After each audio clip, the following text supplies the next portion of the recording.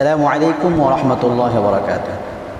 প্রিয় অভিভাবক, গত 72 ঘন্টায় 50-এর অধিক বাচ্চা হারিয়ে যাওয়ার সংবাদ সোশ্যাল মিডিয়ায় প্রচারিত হয়েছে এবং এই হারিয়ে যাওয়া বাচ্চাদের অধিকাংশই মাদ্রাসা শিক্ষার্থী।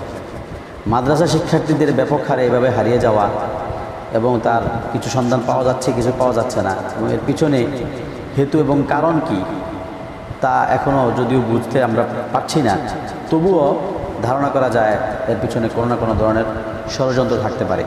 এই জন্য প্রত্যেকেই নিজের বাচ্চার প্রতি লক্ষ্য রাখবেন, সতর্ক থাকবেন।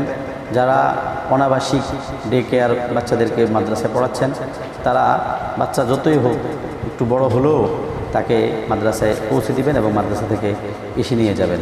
রাস্তায় বাচ্চাদেরকে একা আসা যাওয়া করতে দিবেন না। কিছুদিন সাবধানতা অবলম্বন করুন। আল্লাহ তাআলা আমাদের সবাইকে হেফাজত করুন। আসসালামু আলাইকুম ওয়া রাহমাতুল্লাহ।